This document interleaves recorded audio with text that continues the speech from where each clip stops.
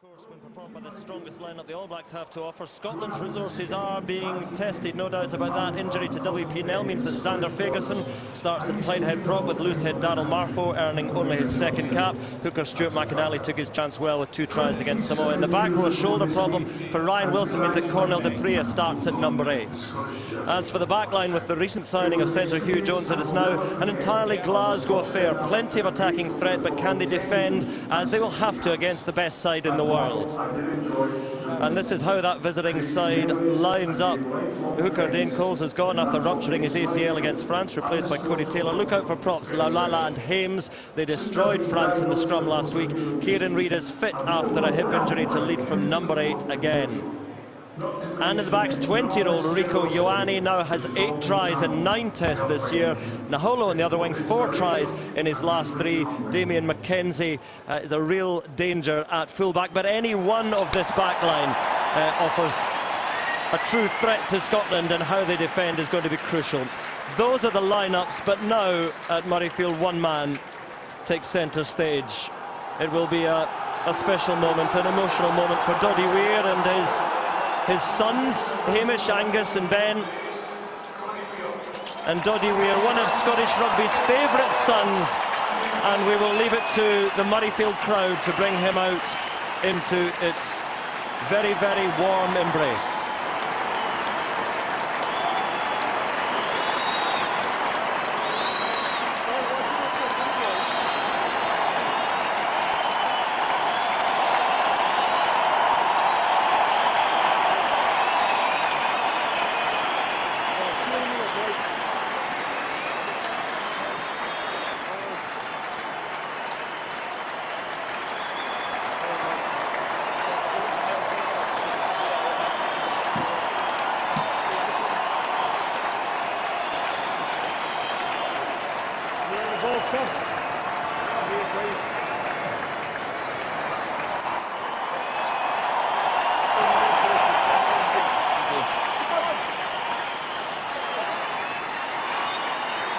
A moment to move us all. His diagnosis with motor neuron disease has moved so many people, so to him that his thoughts have been to be with his family and friends, and for trying to raise money towards a cure that might help others in the future.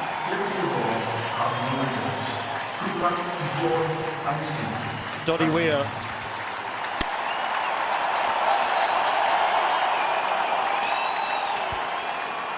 Must just say, before kick-off, you know, behind it all, to go with a smile and the kindness and the humour, he was an outstanding player. Scored 2 of Scotland's 3 tries against the All Blacks in the World Cup quarter-final in Pretoria in 1995. And we hope that he is around for a long while yet in his very quiet, sober suits. Wonderful moment for Doddie Weir. Ready? And we are ready. Matthew Carley is the referee for this one, 32 years old, and taking charge of an All Blacks game for the first time. And it is Bowden Barrett chipping it on, and taken by Dunbar, who's scragged around the neck a little bit by Crotty. But Scotland in the change strip today, and a perfect pitch, perfect playing conditions over for both these sides to entertain. McKenzie leaping, and penalty given to Scotland. And a good start for the Scots, and welcome to the commentary box, Paul O'Connell and Chris Patterson. Yeah, great start, great box kick, perfect length, and forced New Zealand to give away the penalty. And 40 yards down the pitch, you know, when you do the simple things really well, it can be an easy game, can't it, Chris? It's never an easy game against these guys, but a good start for Scotland, as you say. Dealt well with the kick-off eventually, and here's their first opportunity to attack. McInally finds his captain, John Barclay, at the heart of the line-out. He's held in there by Romano. Scotland have improved their maul and had a little bit of success against Samoa. The All Blacks, of course, a different proposition. McInally holding it at the back, and Ali Price whips them on the scrum half. And the crowd doing their bit as well. Scotland have to get to ground as well, though, and the All Blacks doing their bit. Fifita trying to hold up his man, and the All Blacks get the scrum. Yeah, Fifita did really well there, Paul, didn't he? He stayed part of them all. They came through. That was an initial shunt on from Scotland. Interesting to see Gregor Townsend looking on. The first play was a tight one to take on the forward pack. We've seen Scotland throw the ball left to right, but Fafita did well to defend it, didn't he? Yeah, you'd like to see Ali Price get that out just a little bit earlier. As soon as Fafita started getting close to the ball, he's got to get that out and get it away. Scotland do not want too many of these today. The New Zealand scrum was formidable against France. And Scotland with an inexperienced front row. Fagerson on the tight head. Darryl Marfo on the loose head. New Zealand slightly lighter. And Marfo unable to engage with Laulala. The strapping on Laulala's knee. Here's the mark. A little bit more space on this side, please. He had a very serious knee injury a couple of years ago. I'll talk to him. Just put your head in the gap. Come on the outside, okay? He's got a big old gap. Can you just see how big it is first? Listen. Yeah, look on the outside. Let's go, let's go, boys, to the right. Let's go, Z. Second. The All Blacks are lined up to attack here as Steve Hansen looks on in the hole on the right wing, just hugging the touchline. That means Lee Jones has to cover that side for Scotland, and the rest of the back line very flat indeed. So Aaron Smith feeds Squint, says Ali Price. Every put in is. And carried in by Sonny Bill Williams. And Smith just gets that kick away. And it's a good touch finder as well. Good start for Zander Fagerson. Really solid scrum. New Zealand, stay there. Step. It's interesting what you're saying though, Paul, and it's absolutely right that ideally he would still be developing and Willem Nel would be playing, but he's injured. Scotland with a quick line outs again today, trying to pick up the pace there. Dunbar through the middle. Deep it goes to Hogg, and Hogg tries to find the gap. One Hogg is through. Oh, and has support from Cornel de Prea, but spilled. But gaps appearing already. A little chip from Barrett, and Mackenzie now through the middle, racing onto this one, picked up, but they'll come back perhaps for the advantage. Was it over? It was. So Hogg has to try and wrestle his opposite number, Mackenzie, away. Johnny Gray feeds it back to Russell, and Russell sees the space, and end over end beyond Beauden Barrett, who just watches it. And it's a bright start by Scotland. That's a fantastic kick and a lot of maturity shown by Finn Russell. The first part of that play was excellent, wasn't it? Both sides really looking to attack. This was a set-piece move that Stuart Hogg gets out and outside, and then Cornel Dupree actually catches it. And this is the really dangerous part of the game. New Zealand strike from turnovers, but already both teams looking to play quickly. The All Blacks have got in already.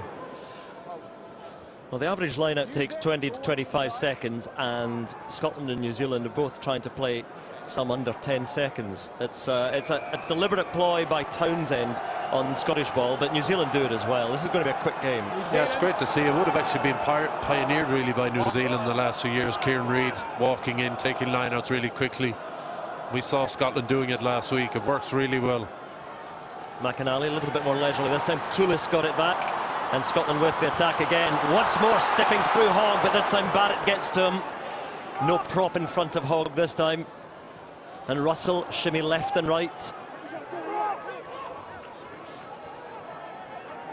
And Johnny Gray tumbles forward. Once more the white shirts. And Toulis. Off 7, off feet.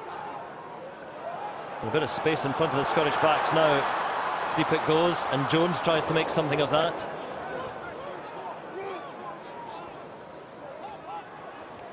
This time it's Hamish Watson and Barclay. Offloads nicely to Price. Oh, wonderful offload in the tackle there, and McInally carries it on through Gray and Russell, and now taken on once more by Lee Jones into the All Blacks 22. Quick ball, penalty coming to Scotland. McInally picks it up, out it goes to Hugh Jones. Advantage to Scotland. Penalty advantage. Well, the pace continues to remain brisk, to say the least, and Scotland have the penalty. Great ambition from Scotland. Some lovely offloading, some really direct carrying. Be worried sometimes about the Scottish pack. Do they have the powerful carriers that New Zealand have? But if you look at Hamish Watson there in his first carry, punching way above his weight. It's a really good start here. It's the contrast, isn't it? There's Lee Jones fighting every single inch through the tackle. So important to clear out as well. Scotland were good in the opening 20 minutes against Samoa last week, in and around the contact, making sure that ball can be played quickly, offloading as well, hand to hand. Johnny Gray keeps the ball alive there, but the interesting thing thing so far. You've said exactly that, Paul. Is Scotland are being direct as well as playing with width. Sometimes you can get a little bit lateral, but they're being direct first to set that platform. So Finn Russell, first kick of the match.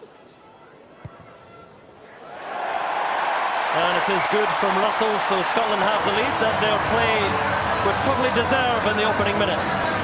Yeah, great pressure from Scotland as well. You know, that kick from Finn Russell, which puts Scotland down into their own, puts New Zealand down into their own 22, puts them under pressure, makes them make mistakes. That's where you accumulate points.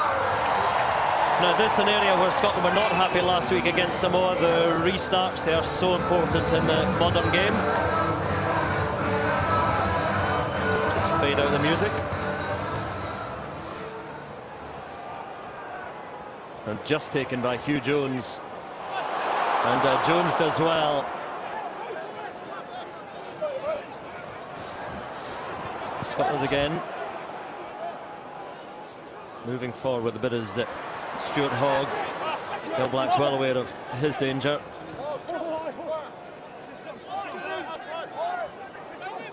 Use it. Referee says use it. Ali Price sends up the box kick. And Barrett coming forward to claim this one, does it well.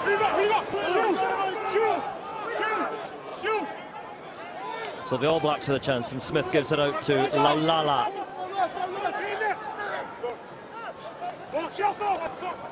Carried in by Crotty. Cries of turnover, hopeful cries from the Scottish players.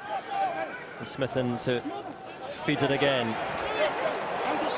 Scotland promised their line speed would be faster today, and it might be a little bit too fast there. Oh, and Russell so nearly in for the interception. And you see the white jerseys flying up. Yeah, it's down to the pressure and defence. First up tackles are excellent, and then allows the defence to get set and keep coming forward. And Aaron Smith had, I think, 2 looks before he threw that ball. You can see him here. He runs, he carries the ball a little bit, allows Scotland to come up. John Barclay leading that. And Russell just can't quite keep a hold of it. Yeah, and that's the line speed that you need. You need to put them under pressure. We saw it with the Lions in the summer. They get off the line, don't give them time and space to run at you and to offload. And you need everyone to do that. Individuals shooting out the line creates gaps, whereas, you know, John Barclay led that. Crouch. You saw Finn Russell going with him. He got to the forward, mad forward as a line. Well, this is the steepest learning curve for Darryl Marfo in his second cap on the Scottish loose head, and Fagerson on that side. The far side is down. The referee happy for it to go on. And Barrett now gives it on. Straight through the middle goes Crotty. And he rolling into the Scottish half. A boot is lost. But the All Blacks come in. Mackenzie chasing down the kick from Barrett, but into the arms of Hogg, who returns it. And will it bounce the right way? It does, and the crowd give it a cheer. Super kick from Stuart Hogg. And this is a difficult line out. To exit here, 5 metres from your line out. It's a big pressure line out for Cody Taylor. He's not the first choice hooker. Big thing here is not to give it to them easy, but if they win it, not to concede a penalty. Make them exit under pressure. So Cody Taylor, the shortened line out for New Zealand. Step off to the mark. Step off to the mark. Nowhere near that line.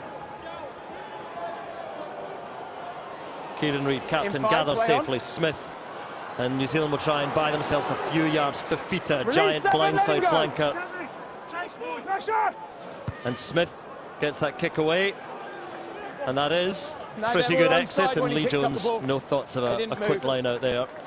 Just outside the 22 though, so Scotland will still have the pressure. Yeah, we're just hesitating because we think they may go quickly again, but it looks as if the Scotland guys are slowing the tempo down a wee bit. Quite rightly as well. At this point they've got control of the match, and they're looking to turn that screw and apply more pressure to New Zealand. 9. So McInally to Johnny Gray. A bit of pressure from Fafita, but he got it away, and Hamish Watson ships it out to McInally on the loop around. And Scotland again. Ball to play with, a bit of space, and Hugh Jones tries to slip it out there to Seymour. And Seymour has to stand strong with a swarm of black shirts around him. Little chip from Price, watched by Mackenzie, out on the full. 2. It's interesting, isn't it? Because you want to play this quick game, but there's got to be an element of control, Right, yeah. and it's knowing when to play the quick game. Yeah, the balance is really important, and not forcing the offloads. Here we go, New Zealand with a quick line out, doing what Scotland did to them. It was Whitelock at the back. Fafita took it. The crowd thought it was forward, but Fafita really is a hugely powerful unit. Scotland have the penalty again, though. That's the rising player. Squeeze Super position, poach from 6 black. John Barkley. We saw that in the second test with Sam Warburton on the lines, pressuring the New Zealand ball and slowing it down. Kick it, goal. Those penalties are going to be vital today. Yeah, it's what's that, about 45 metres out, but that man John Bartley is so effective. It comes after Hamish Watson makes a low tackle, and they've got such a small window of opportunity to get in there. He gets in, he fights it. You can see his studs digging into the ground, pushing against the force that's coming against him in order to win the turnover. Yeah, no hands on the ground. Very clear picture to the referee that he's legal. I know Scarlett's going to be sorry to see him go at the end of the season. He's heading to Edinburgh. John Barkley and his work there has secured the penalty. And Finn Russell, you see, fully 48 metres. He's got plenty of distance in his boots. We spoke before the game about Ireland in Chicago. I know I keep going on about it, but Ireland refused these opportunities. They went to the corner because they wanted to score tries. That wasn't far away, but it drifts past. The perceived wisdom is that you do need tries to beat the All Blacks, because you have to accept that they are going to score tries, so you need to score tries yourself, but you can't. That was the right decision to go for 3 there, Chris. I think it is in the context of the game, yes. I think that, you know, they've had good territory, Scotland. They've had a lot of good possession, and chipping away that scoreboard can do incredible things for confidence and psychologically. But there's still another opportunity here. New Zealand have to kick out. Thank you. Plenty of hype from Barrett, and a bit of a friendly fire collision there. 2 Scottish players coming together, but laid back by Seymour. And then Toulis, Brisbane-born, against his familiar foe, and Russell feeds Hogg, and Hogg just dances round a black shirt and finds space again. So dangerous. Shipped out by Dupria. And the penalty this time goes to the All Blacks as Jones tried to get it back. Very good poach by Kane. And the urgency of the Scottish to get to the ruck up to now has been excellent. Strong position over the ball. New Zealanders haven't got near any of their ruck balls, so they need to maintain that urgency every time, because there's so many good poachers in this New Zealand team. Especially, quite a lot of these turnovers happen in outside channels where the ball carrier can maybe get a little bit of space, get in behind. So it's very, very important that the support players, if you are playing a wide brand of rugby, know the role in order to keep in the game. And Sam Cane did that very, very well as a defensive player. He's in first, absolutely legal, fantastic body position. And Lee Jones can't do anything else there. Fantastic by Cane. Quick line out by the All Blacks, so into Scottish half, and Barrett getting deeper into that half. Reid picks and goes himself, Marfo around him. And then there is Cody Taylor. And then those black jerseys arrive so quickly and in number around the breakdown. Mackenzie tries to skip his way around Hugh Jones. No. And New Zealand beginning to threaten. Luke Romano held up there and stripped by Hamish Watson. So powerful. And the crowd realise it now as the ball goes loose. Super play by Hamish Watson. He had held up the New Zealand player. He was going to get a scrum anyway. I think he turned that tackle into a maul, but he also then managed to rip the ball clear as well. The frustration of the knock-on thereafter, so New Zealand ball. Yeah, there's 2 different strategies in defence, isn't there? The first turnover we saw Barkley getting in after a low tackle. This one's the choke tackle. Paula knows all about this, but it's players working together. It's 2 players or 3 players holding the attacker up. Clear roles, 1 person the ball. That time it's Hamish Watson, and he's a fantastic player. He's very, very strong upper body. I think people are always surprised when they see Hamish Watson, but we've talked about it for at some length now. Those who from other countries see him perhaps for the first time playing, and you marvel at his strength. Actually, he's one of those players that might be overlooked in other countries. Oh, he's too small to play international rugby. Yeah, he's I suppose a little bit like Hooper. No one talks about Michael Hooper's size now because they know how strong he is and how powerful he is. So Hamish Watson now establishing that reputation. But massive scrum here now. New Zealand up to this have been exiting with their scrums, so they probably haven't been really attacking Scotland. So this is a big scrum. Yes, we laud Watson for the strip, but it is a scrum to the All Blacks. The decent sized blind side there, but all the backs are lined up at the moment on the open side. The last attacking scrum, Crotty found a really nice angle of Sonny Bill Williams. Now in the midfield have swapped. Sonny Bill Williams has moved to the 13th position, Ryan Crotty at 12. So that's a picture that's always painted when you're playing against the best teams in the world. Always making you think. Let's go. So Matthew Carley just waiting until he's entirely happy with things. Spacing on both sides, please. Second, last. First real chance the All Blacks have had, but they are historically very good at taking what chances they are presented with. Set.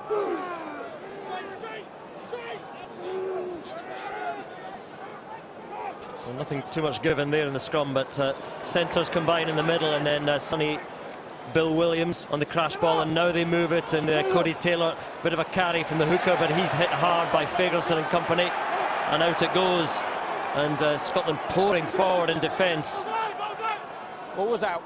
But New Zealand just waiting for a gap or two. The ball hits the deck, but gathered in by Luke Romano. Good work by the second row. But then the penalty goes to Scotland after the work on the deck. And once more, Scotland at the breakdown doing so well. Yeah, John Barclay's enthusiasm and appetite to lead the line speed. And then, as Chris said, he has a team that's following him as well. They've line speed. Not just one guy shooting out of the line, they've 4 or 5 guys up really, really hard, forces the mistake and the penalty. I don't know if you, and you both captained your countries, I don't know if you sort of divide a game into quarters and say, right, if we can just focus on this quarter, then move on to the next, and at the moment, moving towards 20 minutes, Scotland are in a pretty good position. McAnally again, once more it's Barclay.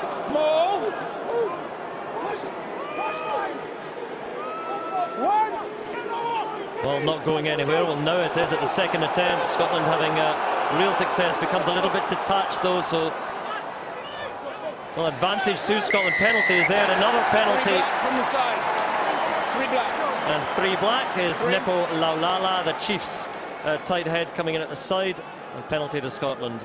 Scotland are very, very comfortable under their own ball in the line out.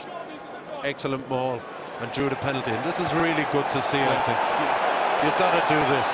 You've got to take them on and play and try and score. Especially after how composed that ball was. They're under a lot of pressure. It looked as if it was static, and then they knew the space was back up just the right-hand side of that ball to go forward. A good decision, I think. Well, the crowd certainly appreciate it. New Zealand 5 penalties, quick line out, and Fagerson takes it on the charge, and Scotland within 5 metres.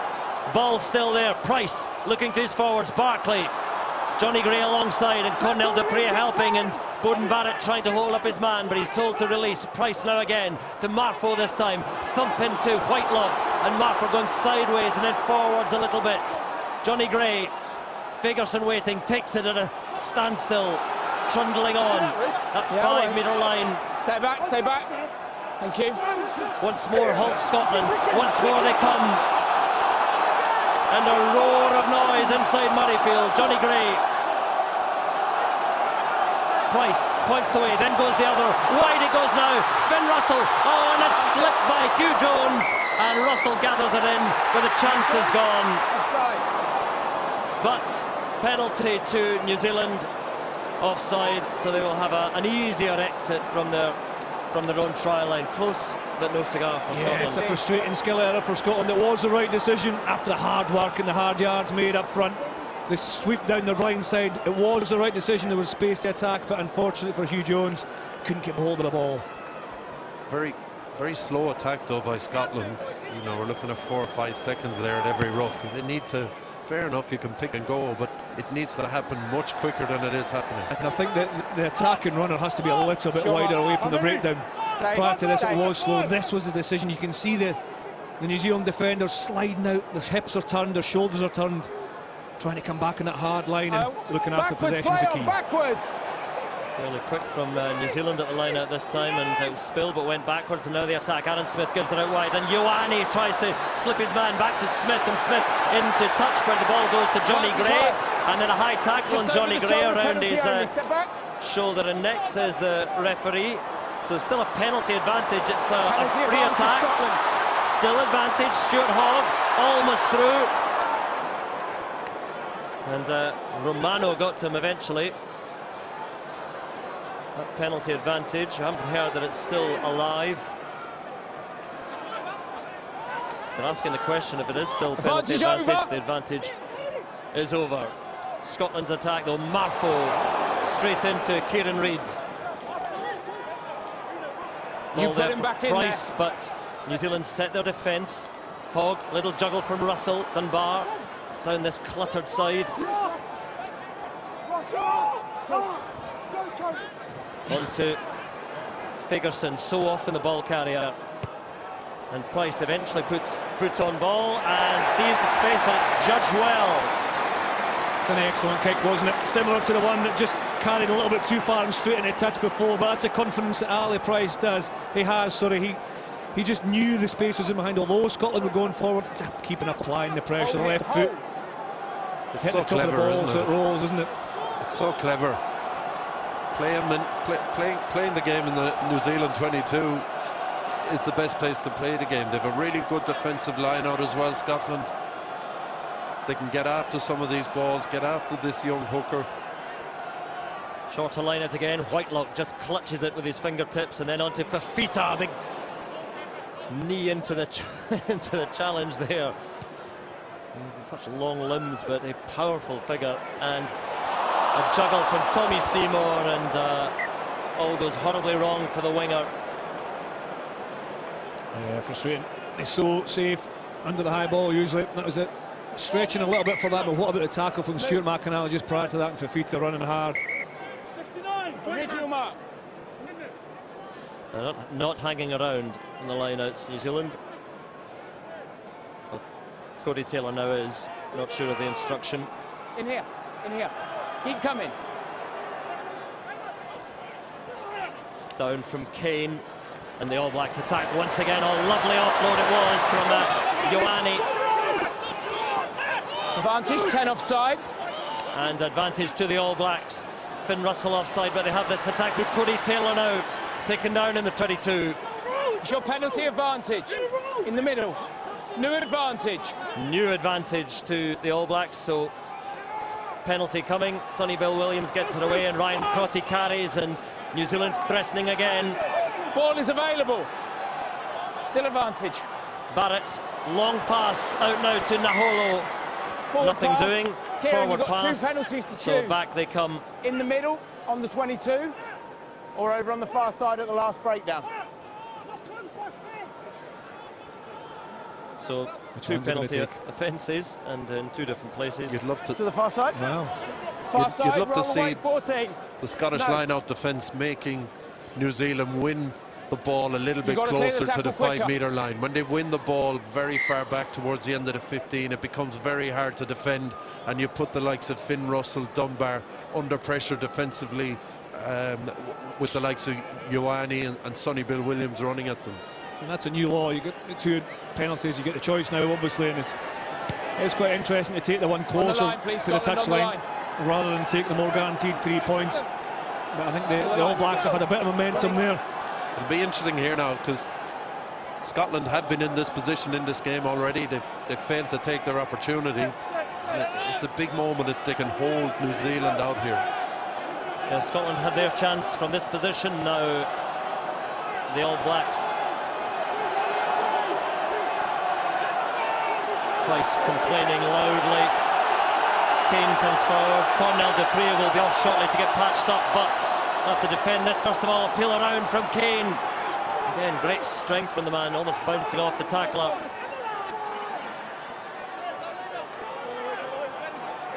Price continues to back away at the referee. Scotland, Barkley in there. Reid picks and goes, and New Zealand getting closer now. Kane Hames does a bit the loose head, still going, not held, it's up to within 2 metres of the line. 5 back, 5. And there's the pick and go up to the line, but still just short. So Smith feeds it out. Whitelock, and Whitelock can't quite unfurl his giant body to the line. Smith again gives it out wide, little pass, and Crotty was looking for it. Forward pass, says the referee. Great defence by Scotland. Stuart Hogg whipping up the crowd. Yeah, big moment there now for Scotland to be able to defend the 5-metre drive, to be able to defend 5 or 6 phases at their line, just marginally forward. And this is another big scrum here now. If we see it, we'll deal with it, okay? It's not like we're ignoring that, okay? Time off. Well, it's Scotland's scrum, but it doesn't mean a leisurely clearance at all, because the All Blacks will put on a huge amount of pressure here. It's a really bad picture, you standing at the front of the line out shouting that with your arms up. Just listen. If your guys keep the space, I'll speed them up. Yeah. Okay? I'm sorry. You take that message. Ali Price regrets his behaviour. He's really sorry, isn't he? You see, you still have to get out from close your own line. There's 1 or 2 knocks and bumps. That's a huge defensive effort from Scotland. New Zealand working really hard. Whitelock with a couple of huge carries. And there'll be 1 or 2 bumps and bruises. A bit of time to settle now. 7, they got 6. I think it's a very different performance to last week from Scotland. I mean, their ruck is fantastic. Their intensity at the ruck, their urgency to clean out. Defensively as well. Defensively, they've made some great hits, and their tactical kicking game. You know, New Zealand are probably the best team in the world at the tactical kicking game, finding space with kicks. But Scotland have done that brilliantly as well in the first half hour. James Robson just taping up. Cornel de Brea is in for Ryan Wilson, South African-born number 8, plays at Edinburgh. James Robson's patched up a few players in his time. Yeah, there's 2 of us sitting here. An incredible doctor. Absolutely, I believe that the best in the world in this game. Always setting standards, but Scotland's defence, the weakest area of the defence last week, or the area where they conceded most tries, was in and around the breakdown. And there, that last set from New Zealand was all in and around that breakdown, close to the line. That's an improvement, as Dory looks on, that Matt Taylor, the Scottish defences coach, will be very happy with. Go back to that game in 1995. I mentioned the World Cup. That was one of the best Scottish performances. That was a great All Black side. I remember he even managed to hold Jonah Loma at one point, but 2 tries for Doddy Weir in that game. Yeah, it was Pretoria, wasn't it? Quarter-final against, I think Andrew Merton scored from deep inside his own half to almost turn the game. But you see Doddy, an incredible figure. Here we are. Big loss, actually. Apologies to Luke Hamilton for saying that as Hamish Watson goes off, but Watson has been so impressive. But Luke Hamilton on for his first cap, Welsh-born, Scottish father, plays at Leicester, has been very, very impressive in the Premiership, but a sad sight for Hamish Watson to be going off. Does such great work at the breakdown, but a real opportunity for Hamilton, and free kick to Scotland. Moves across the middle, number 3. Great result for Scotland. They don't even have to scrum. They give the ball to Hogg, who You're perfectly still when I was stood should that put side. this close to the halfway, I'd hope.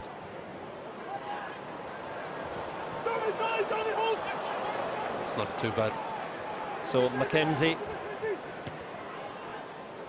sends it high. Very, very dangerous full back, but he's opposite number. Oh, and Stuart Hogg taken out by Waisake Naholo, and the crowd boo, and it doesn't look great for Naholo.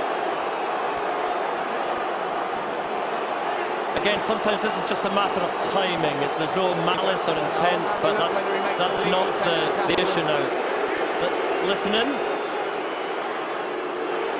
He's going to have a look at it. He has to make an attempt on the ball, doesn't he? So, Matt, what I'm going to show you is that the player is off the ground when he's tackled. Okay.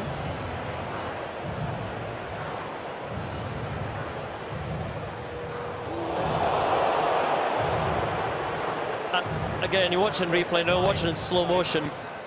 I think Naholo was almost blindsided by Ali Price, and then he was trying to get there, and he just got a little bit confused about timings. Let's give him the benefit of the doubt, but yeah, I don't think there's any intent there, but he's hit him in the air. 100% he's hit him in the air. Well, what Matt DeCarle is looking for is there a genuine attempt to catch the ball? Now, you're right, Ali Price gets in the way between them, but he's not jumping towards the ball. This is a final angle. Well, this doesn't look good for Naholo Okay, at all. Matt, that's all the angles we have. The player is in the air, Correct. and he intentionally tackles him in the air. Correct. So from that, I'm going to think a yellow card. You're thinking for that, Matt, is? Yellow card. I think David Grasso of the TMO is thinking stronger. No, I'm not thinking it's... Yellow card's fine, Matt. Do you just want to check on whether it's a penalty only? Okay. So it's a yellow card, and nodding alongside with Chris Patterson. Naholo doesn't know it's going to be a yellow card. Well, I'm not sure. Matthew Cartley and Grasso, no, either. In this situation, the referee has to control the situation. Extenuating circumstance to bring it down to penalty only. Yeah, I'd agree with that, Matt. Okay, because 9 is in his way and he has to move around him. Well, that's what I right, mentioned, Matt. that Ali Price is in the way, and so it might just be a penalty only rather than a card.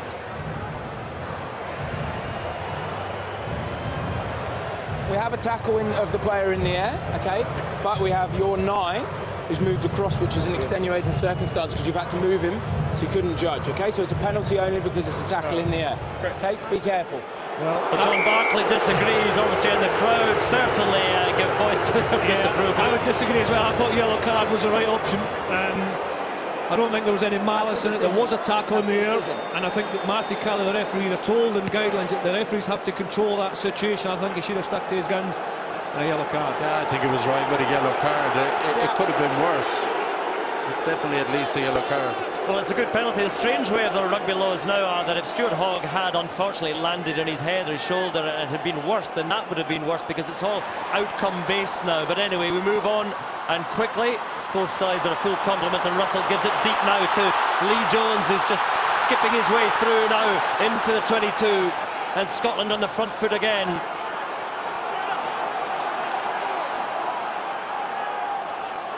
Carried in by Barclay. Tullis lending his weight. Marfo had to take it, just standing for a moment, but does well. Hamilton pours in, and the cries of Scotland. McInally takes 3 black shirts.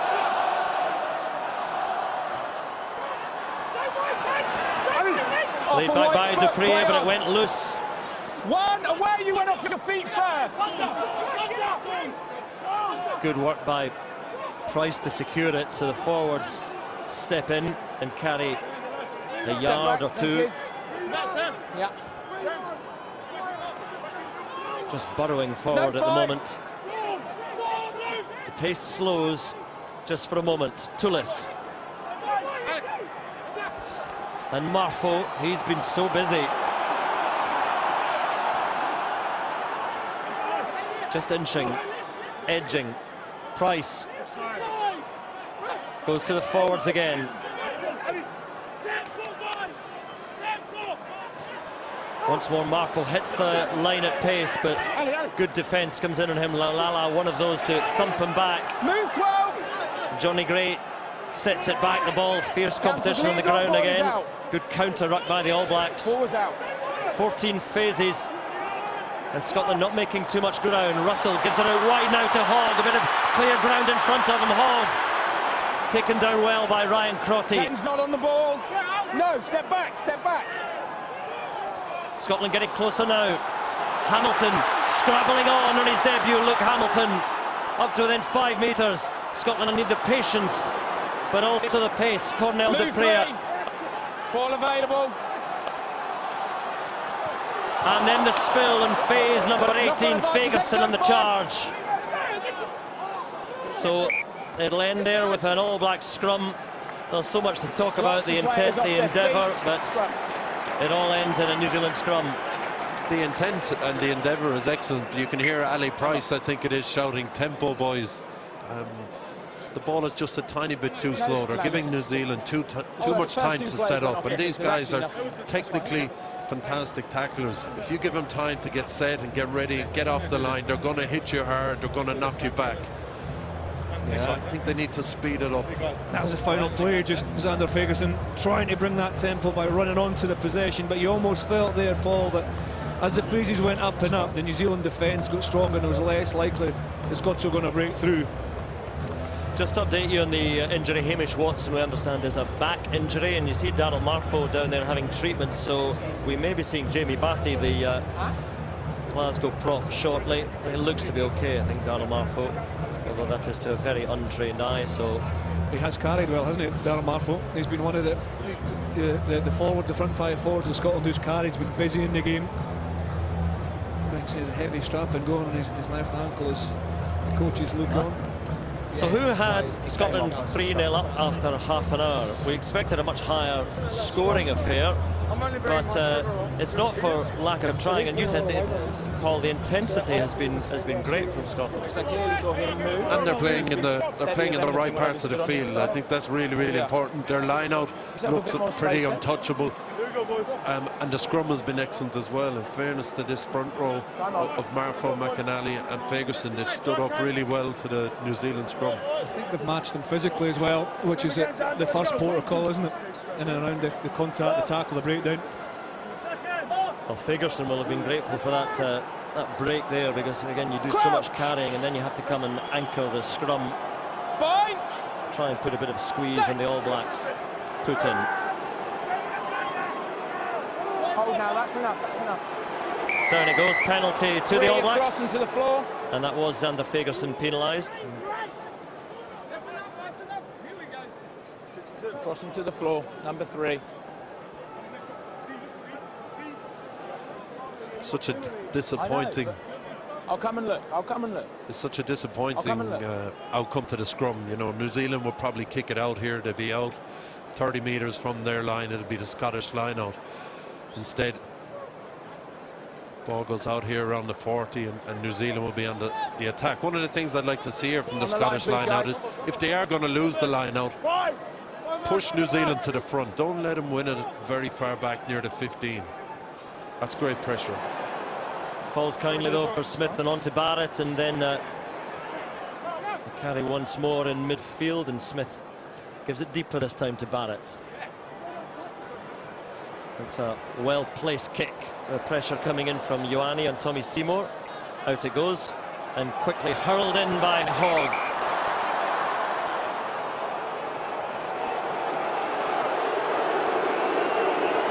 Was it coming back for a knock-on, was it? No. Stay there. The New Zealand line out. I couldn't figure out why I'd stopped that, but the obvious answer is because it wasn't their ball. 15 metres. That is a glitch in the system. So New Zealand on the attack again. And again the tackles come in. Just the knock-on. Advantage over. Chip through from Smith. And Seymour watching. Did that almost grazed him as he was watching that, but dots it down. Taken back by White, scrum. Yes, that's why I thought he touched it. It looked like it hit him from up here. It looked like it definitely hit him. Silly bit of play there. Touched his leg in the field of Tommy play, Seymour now has had a down. couple of moments in this match just where he's cost a good bit of distance. Great spot by the referee. Excellent. With his back to the referee as well, Tommy Seymour. That was the advantage of having legs like mine. Clearly that wouldn't have touches happened. his leg, confirmed by the Never had a TMO. thigh muscle big enough for the ball to bounce off it. Well, that's a big mistake by Seymour, Clear line, hold your space. because this really is pressure now in the final 6 minutes of this first half.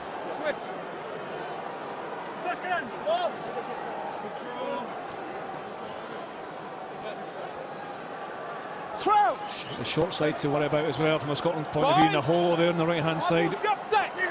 Naholo just drifting over to this blind side.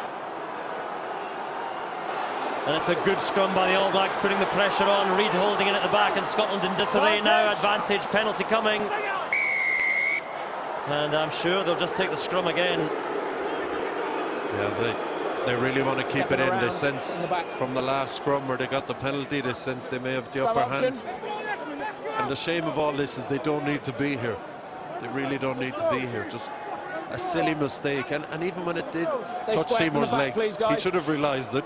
Should have realised the referee's probably going to spot it and picked it up and kicked it out. Now it'd be a line out outside the 22, but at least they wouldn't be defending a 5-metre scrum and putting their front five under a lot of pressure here at the back line. It's interesting, the pathway through rugby, passages of play from the scrum down there, where near the New Zealand line, where things didn't go wrong, a penalty, and suddenly down here. Yeah, you can't accumulate errors like that. Let's go, son. Let's go. Let's go. So just about ready to go again. Watch your winger. And Scotland stocking the defensive line in the blind side Let's go. as Let's go. Naholo threatens again. Crouch. Russell trying to offer Lee Jones a bit of company there. Set. Into the final 5 minutes. Scotland scrum again, feeling the pressure, and again wheeling round. New Zealand holding, out it goes. Ali Price comes away with it. Luke Hamilton now. Hamilton smashes into Barrett. The All Blacks wondering how they lost the ball at that scrum. Russell steps round one man, then sends the ball flying, but to Mackenzie, and the crowd falls silent. Mackenzie now with open space, and Naholo.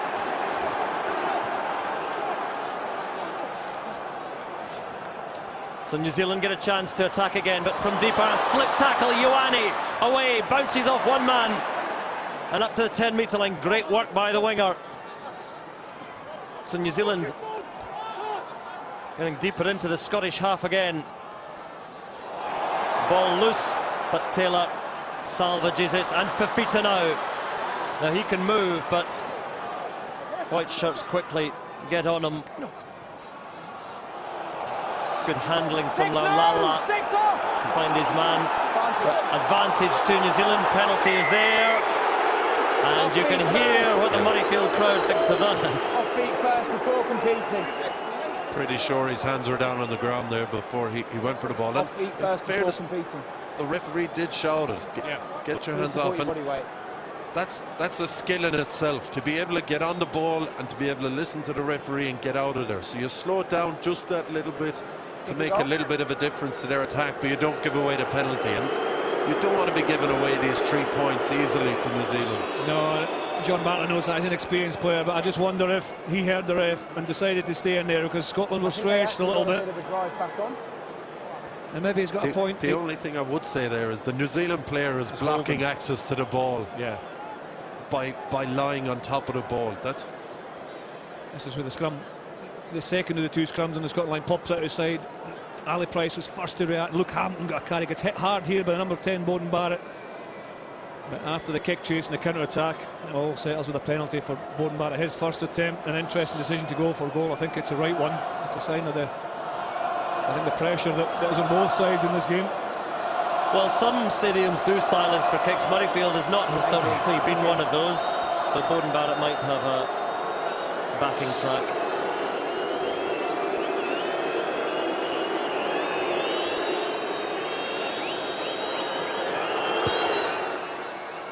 But again, I always think kickers would probably prefer a bit of barracking.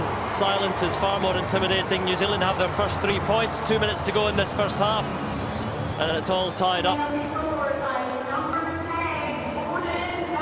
Even the chirpy chap in front of Steve Hansen with his mobile phone is shaking his head. He's gone silent.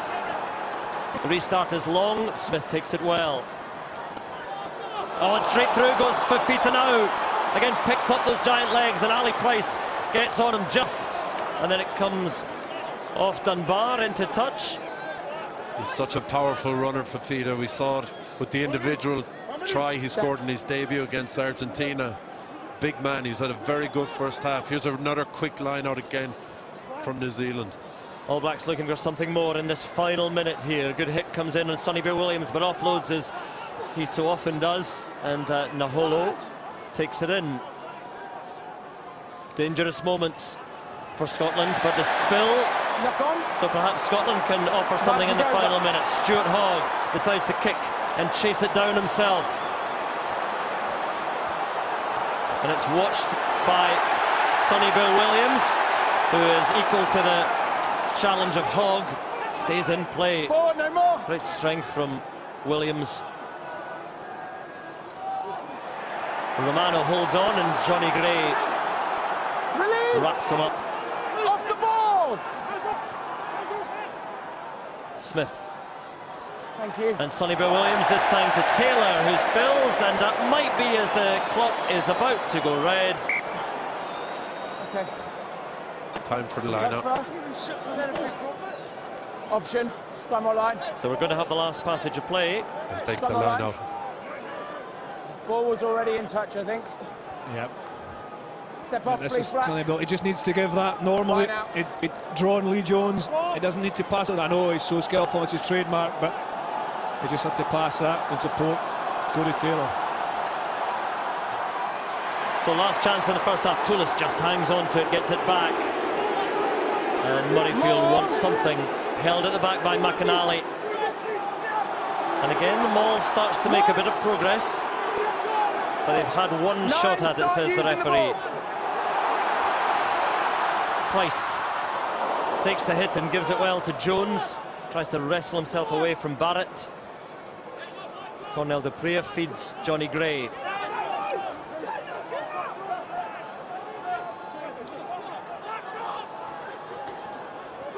So again, shuffled on by the forwards, but Scotland with the ball, yet going backwards a little bit.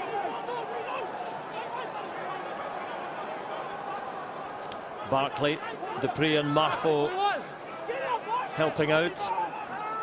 Scotland not making any ground at the moment as Gray tries to roll his way on. Teased back with a boot.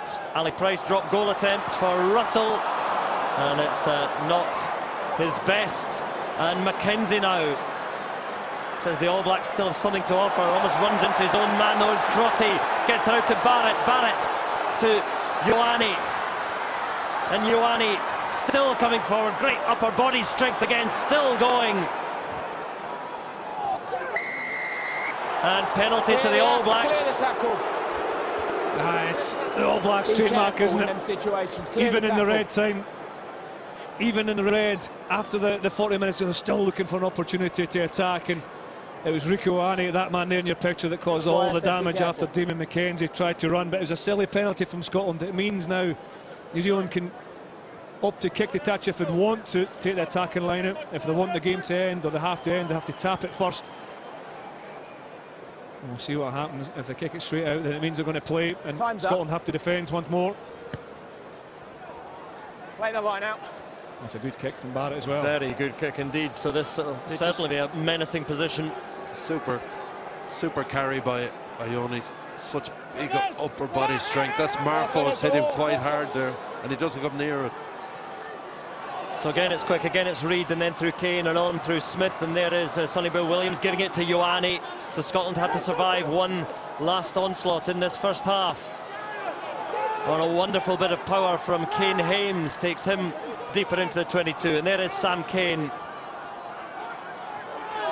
Reid through the middle, straight through the middle, penalty to Scotland. You landed on your own play, you didn't need to go there to move him, off feet. Well, he might just keep carrying on. You tap it, thank you. Well, out it goes, and it is over. A fascinating first half, and honours even. Yeah, Theo, I think what's important for Scotland is they've matched them physically. They really have in the attack and defence. New Zealand haven't had a lot of territory, a lot of possession. Scotland have been in control, but honours even, Paul. Great first half from Scotland. Much more clever play, I think, than last week. They're doing so much right. They were well ahead in the penalty count until 5 or 10 minutes ago. They're retaining the ball really well when they have it. Their urgency at the breakdown is excellent. Their kicking game is excellent. Line out is untouchable, and Xander Fagerson has done really well at scrum time as well. So 3-all doesn't sound fascinating, but it is an intriguing second half in prospect.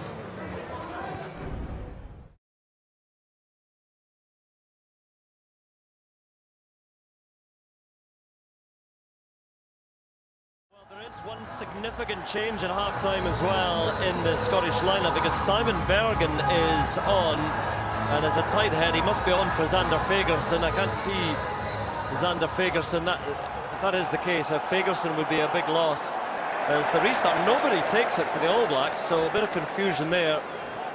But we'll certainly have a look at the front row. And in ball carrying terms as well, you talk about needing a bit damaging ball carrier in there, and Fagerson provides that element for Scotland. There is Bergen. He's a big unit himself, but Fagerson a huge talent. Yeah, it's Bergen will carry, will get around the field as well. As you say, we're not sure if it's an HIA or a replacement, but over 15. All Blacks are get a start in the second half. Well, the All Blacks are back in the dressing room, knock on and give Scotland this scrum. Big blindside, 15 metres out. And I think what we've been saying at half-time, we've almost been a wee bit too harsh in Scotland in saying that they'll be so happy in the position they're in. I believe Scotland, and Gregor Townsend especially, as Fafita just takes his eye off the ball as he goes through. He'll be looking to push on further and believe in much more belief rather than just staying with the All Blacks. And this is a perfect launch pad at the start of the second half to try and turn that screw, I suppose. Very unlike New Zealand to give you opportunities like this. Off the kick-off, now a knock-on. Great field position now here for Scotland. Scotland will not want to dwell on this scrum though, because it is it's getting Both sides more all and in. more Start underpowered. again. All of you went in. Bit of space, come on. Come on, Bergie, let's go! Come across, thank you, that's fine. So backs lining up in a sort of I formation behind the scrum. Looking to just Scotland are looking to play this really quickly, I'd imagine, as you say, Andrew. They've got the backs lined up directly behind the scrum and then out to the right. Bind. It all starts from the put-in. New Zealand again try and put on the squeeze, but use it now. Dupree feeds on to Russell. Russell gives it flat to Dunbar, who just drives himself on to within 4 metres, and Price just hangs on to it. Still there for Scotland. Through the middle goes Stuart McInally. And again the crowd roars at Murrayfield, and the penalty goes to the All Blacks. And the noise dies away. Player in 5 in a strong position, not the tackler. Whitelock in a great position there, says the referee. Slide the clear out. And Sam Whitelock, you could see he was on his feet. He was actually still quite high, but the natural strength he has. I think it was Stuart McInally who made the final carry. And because he wasn't an assist tackler, Sam Whitelock, he could just hold onto that ball and win his side the penalty. Yeah, he carried in around the back of the ruck, so it was hard for the Scottish players to get access to the ruck to clean him out. So Bowden Barrett with the clearance, another Scottish player down injured at the moment. I think it's Shahoot over there as we watch the replay once again. Yeah, you can see Sam White up there, clearly on his feet, and then he wins the next line out as well. Not hanging around. And nobody taking it for Scotland, so it's claimed by Rico Ioane, and again he uses that strength, gives it on to Cody Taylor. Taylor now charging into the 22. Aaron Smith alongside, and Scotland scrabbling back for defence. Ioane so damaging today. He gives it to Laulala. And Scotland are down to 14 men. Injured man Kane gives it on. And a man down in defence, so the All Blacks looking to take advantage. Once more it's Ioane, this time he's taken by Hogg. Ball spilled but goes backwards. And it's Alex Dunbar coming off, so Scotland are short-handed in the backs. Barrett carries it in, Smith down the blind side himself, sneaks past Barclay. 15 off the ball! So Scotland still a man down in the backs. Can the All Blacks punish them? Wide it goes now from Ioane out to Taylor, and Taylor in for the try. They knew there was a man over, a man advantage. Taylor dives and the try is scored. Super attack from New Zealand. To think that we were on the New Zealand line not 2 minutes ago, and this is why they're so good. 1 or 2 missed tackles. Really disappointing that no one challenged in the air off the box kick from Aaron Smith. Yeah, that was a problem. They get great width here. New Zealand in their attack, 5 metres from the Scottish line. That was a kick. It was almost too short, wasn't it? It was almost too short for Lee Jones to come forward, and Ali Price was caught in between. But then look what Ioane does afterwards. He's been phenomenal with the 1 or 2 touches he's had. So powerful. Then that one looks suspiciously forward to Cody Taylor, who's worked really hard in that left channel. And then after a number of phases, Cody Taylor retains that position out wide, and this long pass from Sonny Bill Williams to Taylor, he can finish off in that touchdown. It's fairly straightforward when you know there's a man going off. They hadn't got Peter Horne on as a replacement for Alex Dunbar. They know there's an extra man and they'll punish you. Well, yeah, they punish it really, really well, and it's a bone dry night here as well. It's made for that wide game which New Zealand can play so well. Well, it's Alex Dunbar that went off.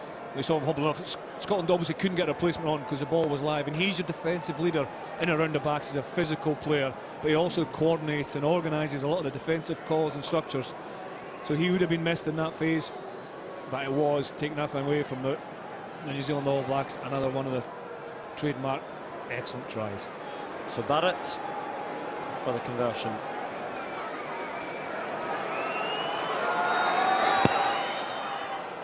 Coming round, not quite enough, wide it goes, so the All Blacks lead by 5, but Scotland are starting to spend a few replacements as well. Peter Horn is on for Dunbar. No, it was Ioane that made the pass as well. It wasn't Sonny Bill Williams, it was Ioane, so he had the carry, got back into play, and Cody Taylor just retained the width. And he's got a knack of scoring tries. Cody Taylor gets another one for his side. See Liam Squire carrying there for the All Blacks, he's on in the back row for the All Blacks. Just confirmation of Peter Horn on for Alex Dunbar. And just to keep you updated on Xander Fagerson, he's off for concussion. Grant Gilchrist is on for... Well, he's not on for Ben Toulis, that's not right. Ben Toulis, I can see him there. I think that's the All Blacks change. So anyway, Scotland attack through Hugh Jones.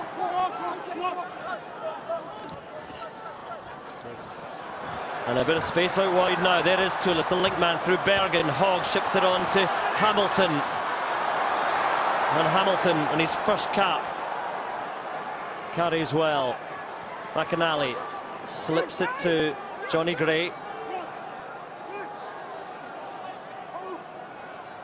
And Russell out wide to Barkley in midfield. Ball available. Horn. Sly little pass to Hugh Jones, good strength. No! Like a bad dog, Ryan Crotty is told to get back. Taken in by Cornel de Pria, and a murmur of support around Murrayfield starts to grow. Spin from Tommy Seymour. Penalty to the All Blacks. Pass the ball and tackling him to the ground. Pass the ball, you can hear the miscreant on that occasion is Peter Horn. Pass the ball and then a second tackle to the ground. Some really good width in the Scottish attack there. Some really good confidence in how they're playing. It's good to see after conceding a try from a Scottish point of view that the natural instinct is to attack, to continue to play that fast game that we believe Scotland will be given the most chance of being successful. And this was at tackle as Seymour carries, it was number 22, clears out Sam Cane and makes the tackle. You've got to stay on your feet. The referees are very sharp on that now. Very good spot. Taken the back by Whitelock, but it wasn't straight, didn't look too straight, and spotted by the touch judge, assistant referee. Chris, having played out half once or twice as you have, you'd much rather be defending ball that the All Blacks were winning at the front of the line-out rather than the very back of the line-out. Yeah, absolutely. From a defending point of view, it takes away those the tail gunners if they throw to the front. Luke Hamilton is down, and Stephen Much and James Robson on. That doesn't look good for Hamilton, or indeed for Scotland. Again, they really are racing through the replacements. I suppose the fact that McInally is a back row. Well, McInally did start as a back rower, so you're starting to look at other options. Or a former back rower. Johnny Gray has spent a little bit of time there as well. Not a huge amount, not as much as Stuart McInally would have done, but Luke Hamilton doesn't look particularly comfortable, does he? And he's looked good since he's come on first cap. He's played well for Leicester. It's actually George Turner who come on. He's had time in the back row as well. Naturally aggressive man, ball carrier, good over the ball. Plays a hooker like a back rower. But Luke Hamilton, he's been impressive for Leicester. Big ball carrier, hard worker. As is this man, George Turner.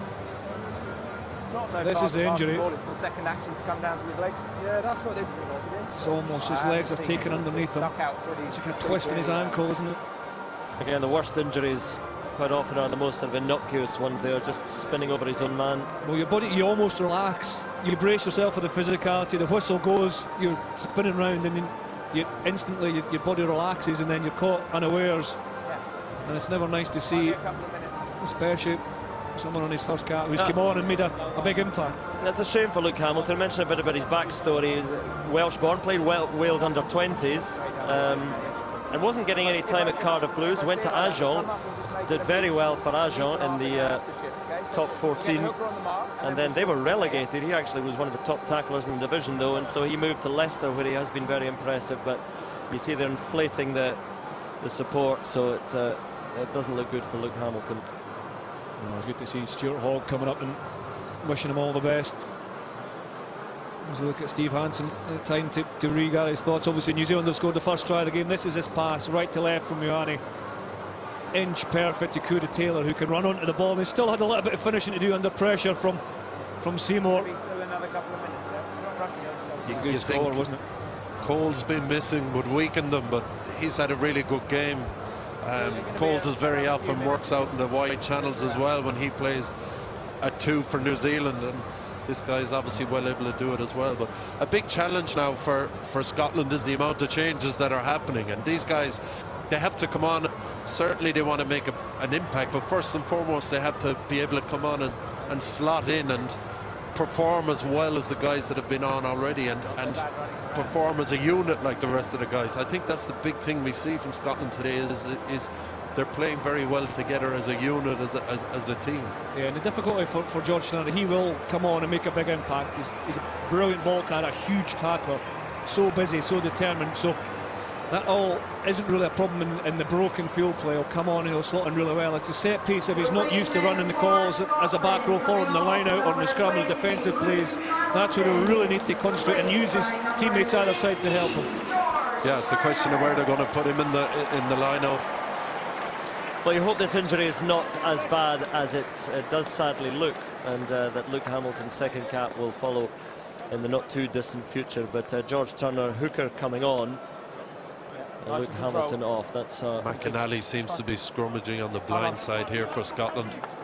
That's what we talked about. McInally, Stuart McInally started as a back rower before he moved forward to play hooker. It's quite often happens, and so he is going to pack down on the flank, and George Turner at hooker. So Scotland's starting to improvise, and still half an hour to go in this match. Bind. Set. Against all these changes, does Scotland still believe they can win? Down it goes. Scotland in all sorts of trouble at the scrum there. White collapsing. And this may be a portent of things to come. That was an aggressive scrum, Paul, wasn't it? Yeah, very, very hard to see there. It happened so quickly, and the ref is on the far side of the scrum, so maybe his touch judge on this side mic'd it in. It's an interesting. But this puts you under pressure. This puts you under pressure, and you concede scrums here. Now they're going to have to defend the line out in their own 22. Well, for Scotland to dig themselves out of this now, because that long breakdown in play, the crowd's gone quiet, the stuffing's been knocked out of the game, whereas before it was all excitement and noise. So Scotland have to somehow find a way back in. New Zealand, though, arrived to the line out in this attacking position, and Cody Taylor, try scorer, looking to his mark. There's Liam Squire, replacement back rower, and it goes beyond him to Sam Cane, and New Zealand's maul just racing forward now, held in there by Laulala. Advantage to the All Blacks as well. Simon Bergen coming in at the side for Scotland. So Scotland in all sorts of trouble here. Free attack for the All Blacks, and they're still walking towards the line, but they move it through the backs now, still with that advantage. Sonny Bill Williams chips it through for Mackenzie for the try. Great try for the All Blacks.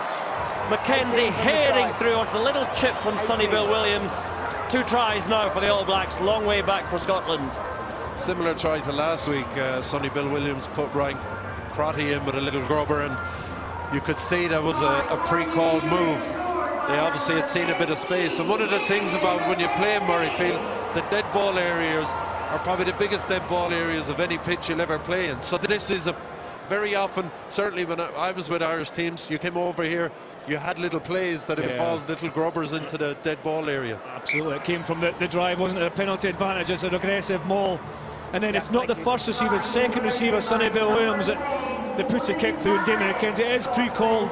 Damien McKenzie is flooding there. Stuart Hogg, and it's wide because that pass has gone in, and Ali Price just can't get out quick enough to cover that chip kick. And one of the things about penalty advantage is it's a free ball to them. They know they can try that chip, and they're going back for a penalty.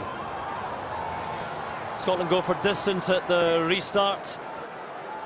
And again, they're asking a lot from deep into their replacements now. New Zealand have made a change as well, with a very experienced Wyatt Crockett coming on at prop for Kane Hames. Hogg, though, he still believes. But a dozen points adrift. The challenge comes in on McInally from Liam Squire. Again, space for Scotland to run into. Price. Thank you, 13. And Gray and Tullis, the second row combination. Out it goes to Marfo. Ships it on well to Hogg.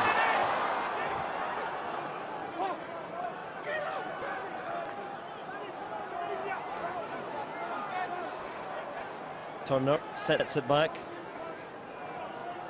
And Russell decides not to give to Tullis.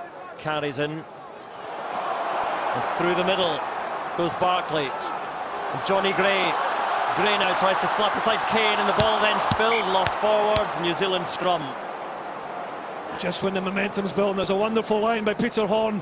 He's frustrated not to, for that pass to stick, for him to get his hands on it, but there's space in and around that breakdown, I think, Paul, for Scotland. One or two carries, Johnny Gray getting in behind and then looking to free his hands. Just behind Peter Horn, but there's definitely yards to be made, I think, over the top of that ruck for Scotland. Sonny Bill gets a little bit of treatment. Yeah, great pick by John Barkley, I think it was, to get in behind the New Zealand defence as well. And his fitness, I mean, we're 53 minutes in and he's just keeping going. He's a relentless player. Lovely grubber. Yeah, you can see the defence just sitting down. They can't, because the lines are so good from Crotty and McKenzie and Sonny Williams, the Scottish defence can't move off them, and that's where they're just little kicks. It's so hard to do when you're running quickly and kicking softly. It's a bit of a 50-50, that grubber, but if you know you can go back for the penalty advantage, it's well worth trying, isn't it? So this scrum here, it's a little bit like one in the first half, where New Zealand might hope for the penalty, and Scotland just want a firm scrum so that they'll get perhaps the line out. The last scrum did not go well for Scotland. Bergen on the tight head side now, getting a bit of pressure from Wyatt Crockett. So Smith to Barrett, and just prods it forward, running onto it, racing onto it as Hogg hits it at full speed, but taken well by Ioane. Well, there's a couple of really good bits of play in there. It looks so simple, but Beauden Barrett delays his kick. I don't think he intends to kick there, and then sees the space. Stuart Hogg covers that so well, and then Ioane gets his technique wrong, but he affects the tackle. Should be tackling without a shoulder, but affects the tackle and makes sure Hogg goes into touch. And New Zealand creeping up the pitch now. As Seymour spills, did it go forwards before backwards? Backwards, says Romain Poit on this touch. So Scotland ship it again, and Hogg out wide he goes. Lee Jones, a little dummy, and tries to ease his way past Crotty. It's a quiet game, Crotty. Tullis, and then the low one from Russell, but sits up nicely now for Beauden Barrett. Elegant fly half to McKenzie. It takes a good thump from George Turner, but then again the black shirts pour in, and it's set back well. Whitelock gives it on to Fafita. He went off his feet. Fine, says the referee, despite the Scottish complaints. And again, the leap and take from Hogg. And New Zealand wait till he returns to earth before taking him down. Crotty was the man. Cornel de Pria on to Tullis. No, he backed out, In possession with Scotland now, and Horn trying to slip through. Now. Aaron Smith told to let go, so he does eventually. There's a leg up in the air somewhere.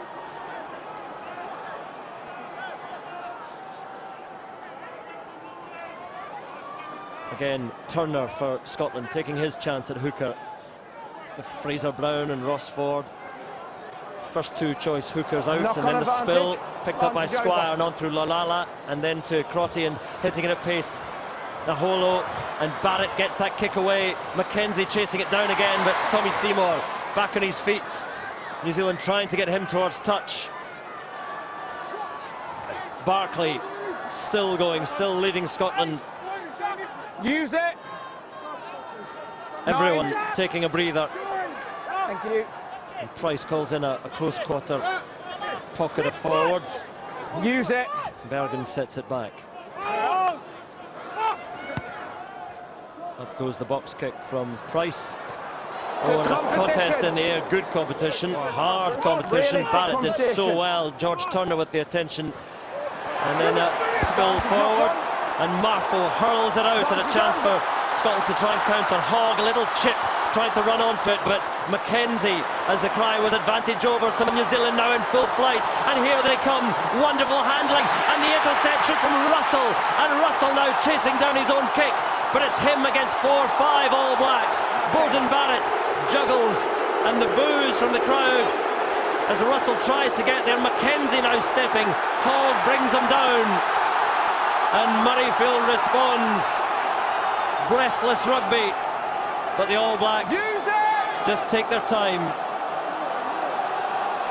and just try and come from deeper. Whitelock. Scotland trying to counter up, but it's there for the All Blacks, and Smith feeds deep. And Barrett scoops that kick high, and Scotland will have a decent attacking line out. Yeah, fantastic play by Finn Russell to prevent a try there. Just read the game, saw it a little bit quicker than everyone else. The intercept here, Cody Taylor, it's a guaranteed try unless he gets to it. And a great chip ahead then. Great enthusiasm. He falls over here, he gets back up, he manages to make a half a tackle on Bowden Barrett, gets back up again. Stuart Hogg has followed up, so great pressure. Makes New Zealand kick out. Their line out now in the New Zealand half of the field. I was trying to speak to him at the same time as I was speaking to you. My bad, slow down. Well, just listening to the referee as we watch Toulis and Marfo, I think they're coming off for Scotland. I think he was going to look at a TMO decision. No. But he was happy with the competition in the air. It seems so much happened in that passage of play. It was so long, wasn't it? Absolutely exhaustive. Once into the field, so many turnovers. The crowd have responded really well to that interception by Finn Russell as well. So Darryl Marfo is coming off, and a word for him because he's played well, replaced by number 17, Jamie Batty, you can see, and Grant Gilchrist is on for Ben Toulis now in the second row. Yeah, Darryl Marfo is carried well. He's been in and around. A fantastic debut last week, another outstanding performance from him. So busy, so determined, and did well in the set piece as well. The All Blacks making a couple of changes as well. I see Lalala coming off in the front row. I also saw Leonard Brown going on centre. Advantage to Scotland. New Zealand collapsing it. Step. Good work by Turner going forward. Tuanga Fassi is on for Lalala. Great defence by New Zealand there, but the advantage was there for Scotland. So the decision from this one Two is... advantages, one here or one on the 15? Okay, over here, collapsing. So it's not going to be a kick at goal. Yeah, Scotland's line-out attack has been brilliant today, and they drew the penalty there. Yeah, the same as you. It's just a shame. You'd rather see him do something better with the penalty advantage. You'd rather see him have a real crack at New Zealand. That's a mentality thing, isn't it? I mean, some players, when they know the penalties coming, switch off a little bit, but other players get really excited. I think that even though you've got the penalty, you should really still attack. Well, if Scotland are to come back into this, they have to score now, just taken by Johnny Gray. Scotland try and maul their way forward, going sideways at the moment.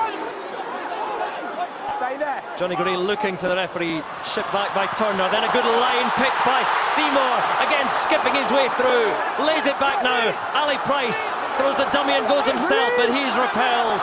3 metres out. Scotland come again, digging their way forward. George Turner still there for Scotland. On goes Jamie Batty. Penalty advantage. Once again, penalty advantage to Scotland. Bergen tries to go.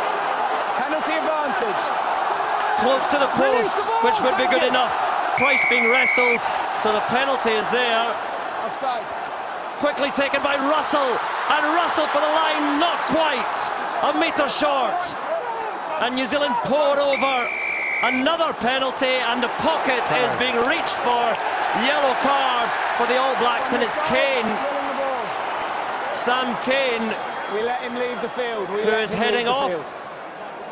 And that's what can happen when you attack well in the opposition, you know, 5, 6, 7 metres from the opposition line. If you can attack well and hold the ball, if they infringe, you get 3 points. You know, you can even get 3 points and a yellow card. Well, they're going to take it quickly. 15 against 14 now. George Turner, high tackle, another advantage. George Turner so close to the ground, a high tackle on him. Price still with a penalty advantage. Johnny Gray tries to stretch and he scores for Scotland. They have the try, they have the man advantage, and they still have hope that it might be done. Clever play. The full front row bench is on from Scotland at the moment. They only have 5 caps between them, so they turned down the scrum. They didn't go to the corner. Obviously they were in the middle of the pitch for the penalty. Quick tap. Great strength here from Johnny Gray. I thought Ali Price had slowed it down too much. Johnny Gray has an awful lot to do here when he picks the ball. He has 4 metres to go. He lands just before the line, and he's then entitled to place it. Great try, fantastic finish, great strength. Some tries are just all about attitude. Attitude is the one word I'd use to describe that. George Turner thumping towards the line, Jamie Batty, and then finished off by Johnny Gray. That was just determination and attitude. They're going to get over that line. Well, it's not the easiest conversion. It's a good side for a right footer, but it will test Russell. But it's good, and Scotland are within 5 points, 18 minutes to go. Very important kick there. We're in a great position now for Scotland. 15 against 14. New Zealand have a man in the bin for the next 9 minutes. That's what it means to the coaching staff. They're not getting too excited, but they'll be proud of the courage, determination and the skill to keep the ball under control. But it was attitude that drove them through, and that physicality was spoken about in the first half. Again, the importance of restarts after Johnny Gray's 4th try for his country and Scotland's first in this match.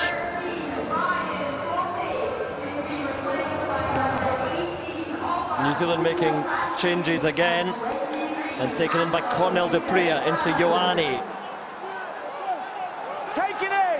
Taken in.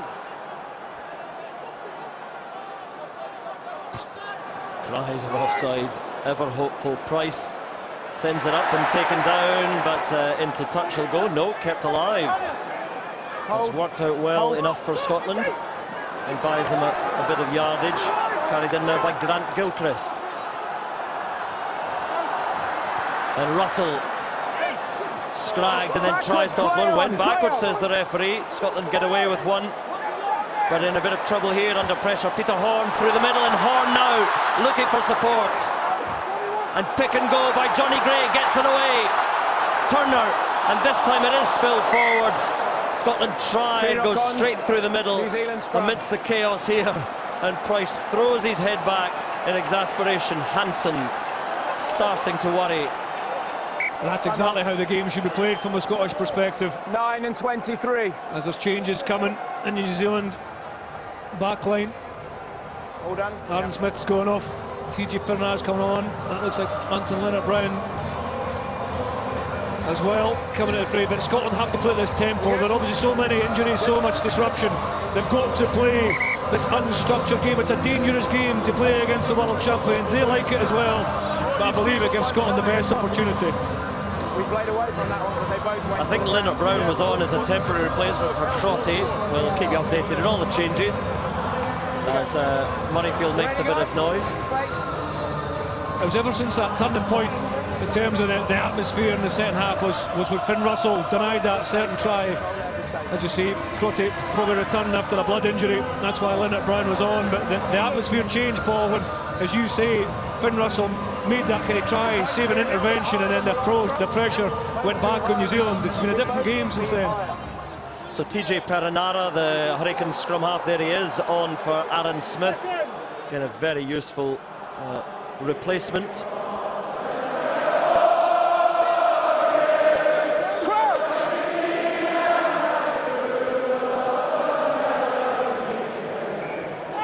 Free kick to New Zealand. Clearly leaned across the space. TJ Perenara now for New Zealand. You'd imagine he'll bring a lot of tempo to the game. Scrum. Fantastic player, supports upfield all the time. Whenever New Zealand have ball in hand, he's always predicting a line break. He's always upfield looking for a pass or an offload. He'll threaten in and around the breakdown as well. Yeah, as a runner, I know Aaron Smith has that, but he'll be dangerous. Control, please, gents. Just keep an eye on the Scottish front row here. They were all penalised. They're going a free kick against them, all going across at an angle in the previous scrum. So New Zealand call a scrum again. So New Zealand, a reminder, without Sam Cane, who's off for 10 minutes. Crouch! Set! Doesn't look too steady either. Perenara complains, but he's told to get it in by Charlie. And the decision this time, scrum again to the All Blacks. That's my fault. It's my fault. Let's make it square before we start, okay? We should start that one earlier, okay? Yeah, sensible decision by the ref. I don't think he should have. I don't think the 9 should have been allowed to put the ball into that scrum. It was always moving. It was never steady. Just reminding everyone there that New Zealand are missing a player on his side of the scrum, the referee's side, and Sam Cane. So it's slightly imbalanced. Yeah, listen, we've started again, so I'm not blaming anyone. Come on. Good on him. Let's not play the blame game. Matthew Carley's refereed well. Young referee Sam Cane is on the bike to nowhere. 5 minutes or so remaining of the sin binning. But New Zealand attack well. Sonny Bill Williams to McKenzie and out wide. Oh, what a wonderful try for Beauden Barrett. 14 men or not, the All Blacks can strike from anywhere. Sonny Bill Williams with a break, the offload, Beauden Barrett's try, and Murrayfield is stunned. Wow, some tries are just utterly sublime. Sonny Bill Williams thundered onto that ball. He got his hands free to a tackle, but watch Damien McKenzie's support line in the full-back position. There's the challenge towards the line. Sonny Bill breaks the tackle. That in-line there is what does the damage. And then Beauden Barrett is so quick. He starts from inside, drifts right round, and there's no way you're catching him. Watch this offload here in the tackle, Paul. Yeah, Peter Horne takes his eye off Sonny Bill Williams, which leaves a one-on-one. And Sonny Bill Williams is fantastic at getting his hands free when he has a one-on-one tackle. Beauden Barrett's so quick as well. Covers the ground. That was an excellent score. Well, the All Blacks is a great example of attacking the line. If someone goes towards the line to attack it, in that case Sonny Bill Williams, the rest of the team go with him. So often we see the attack, whoever attacks and getting tackled, then you see recycled phase after phase.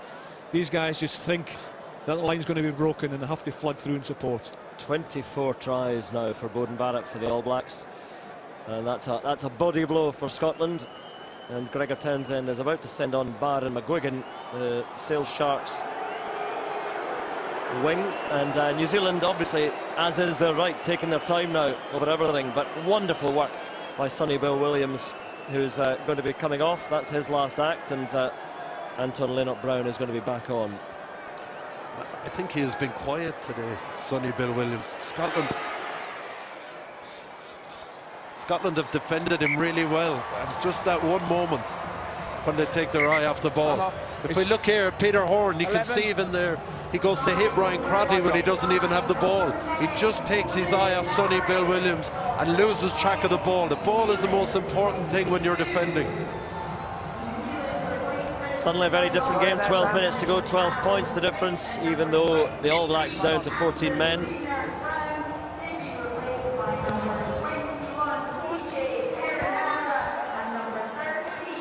Taken by Liam Squire. Sonny Bill Williams, perhaps the greatest offloader in modern rugby. Baron McGuigan is on for Lee Jones. Penalty to Scotland. In front of the ball, clearly blocking. Good opportunity to hit back right away. You see Squire was limping a little bit as well. Obstruction in front of the ball. Number 6. Was it Fafita? That's Squire in the picture. It's number 6 who's been penalised. And this is a good opportunity for Scotland to strike back, as so soon as conceding points, George Turner has moved to that hooker role. Well, there's still time in this for Scotland. There's still a man up. Gilchrist takes it down. New Zealand automatically punch in to try and halt that maul. George Turner holding it at the back. They've used it once as the referee. They had to get going soon, Scotland, and they do start to creak forward. Down it goes, laid off to Ali Price. Price gives it short to Horn. All the Blacks told to release him. Horn sets it back. Once again, Scotland come through Johnny Gray. There's Barkley again. Captain lays it back. Price gives it out to George Turner. Took that flat ball. 21, let it go! Let it go! The All Blacks told to let it go. And it's slowed down now. And Scotland move it wide. Little chip from Russell Owens.